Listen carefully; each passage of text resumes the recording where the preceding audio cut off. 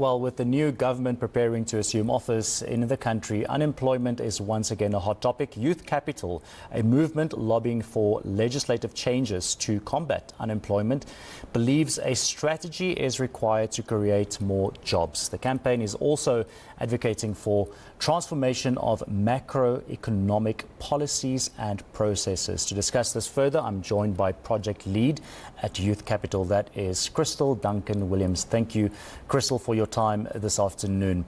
I mean, it is so important, that job creation takes center stage when it comes to, I would want to say, the renewal of our country, building, this nation again. What do you think should take top priority here when it comes to these conversations going to take place these next couple of days? I think an overarching strategy is now more important than ever. We've been saying it for a few years, but as coalition governments come into place, we're going to have to agree on the big ticket items, and unemployment is obviously one of them. And at Youth Capital, as you mentioned, there are macroeconomic policies that need to be addressed. We need to create government's role is really to create a thriving environment in which the economy can grow, and we need to address that. We need to create jobs. We need to put money into people's pockets so that they can spend in the economy, and in turn that will also stimulate the economy. And then, particularly from Youth Capital, there are three key things the new government needs to focus on.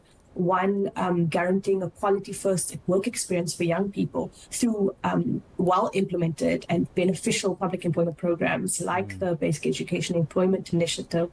Two, that young people need to be equipped with 21st century workplace skills.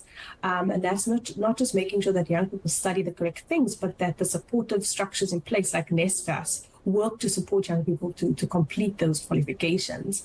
And then lastly, recognizing that small to medium businesses are really key in job creation, and what can we do to create an environment in which those businesses can thrive and become another place where young people can gain work experience and hands-on experience that maybe set them up to become, business owners themselves one day. And so the are the three key buckets that we are really going to be focusing on for the next 5 years at Youth Capital, and we hope that the government takes these recommendations on board.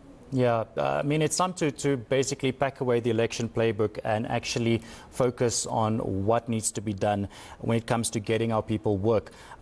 You mentioned NSFAS as well. Makes one think again, certain policies by certain other political parties as well, what they think about something like NSFAS and how those talks are going to take shape. Something that you would like to emphasize here when it comes to the importance of NSFAS and how you would like those conversations to go with these various political parties, where they stand on that. And also, let's also take a look at the difference between getting permanent jobs and job opportunities, because that's been promised by these various political parties and their manifestos as well. But we know there's a big difference between those two as well. Absolutely. So I think with NSFAS, we've seen numerous reports come out lately, but it has been an ongoing situation for a number of years now with rampant corruption. And so, there are the very basic administrative issues with NSFAS, that the academic year starts in January, but that the money only comes through in April, and young people are just literally left with no money and having to resort to really unsafe situations to be able to continue studying. So that's the one thing, just a much more efficient administration of NSFAS. But on the other side of it, as I said, the rampant corruption, if we fix that corruption, if we get a stronger oversight and accountability in place, we might see that a better bang for our buck, so to speak. The investment that goes into NSFAS might actually land in the bank accounts of students. And along with that, financial literacy, we also see a counter argument happening, especially on social media, with students just spending money on alcohol, etc. And I think it's important to realize that many of these young people have never had money before, and suddenly get this bulk of money into their bank accounts. And we need to help young people to be able to manage that efficiently. So it's like so much of the youth unemployment conversation, we need to come at it from all angles.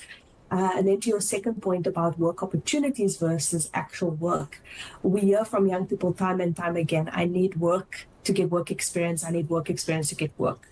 And so there's a space for work opportunities in that conversation. However, what has happened in South Africa in the last decade is that we see young people, just cycling through, churning through short-term opportunity after short-term opportunity with no sort of long-term career plan and no sort of long-term career trajectory. And it's all, bits of work just to have some money come in and be able to put some food on.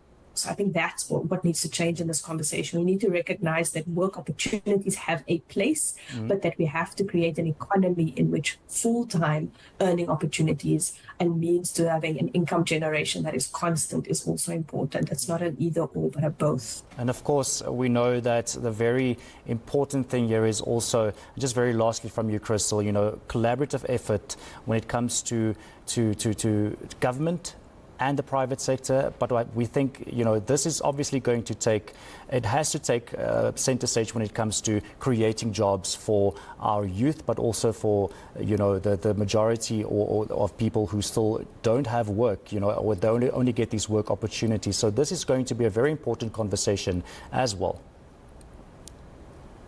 Yeah, absolutely. And I think the other thing is we have to realize that we have these conversations, but until we hold government accountable to the promises that they have made, and so we have all these manifestos, we have all of these political leaders on the record saying we're going to create X number of jobs. But very few of them actually have, come forward with a detailed plan on how that's going to be done and why they're going to be able to do something that hasn't been done in the past. And so now, once these coalitions are decided, we as citizens who have made our mark, you have an interest in making this country the kind of country we all want. We have to keep that pressure on. We have to keep asking hard questions and putting politicians on a spotlight to account for the things that they promised to deliver on during the pre-election rallying and campaigning. Yeah.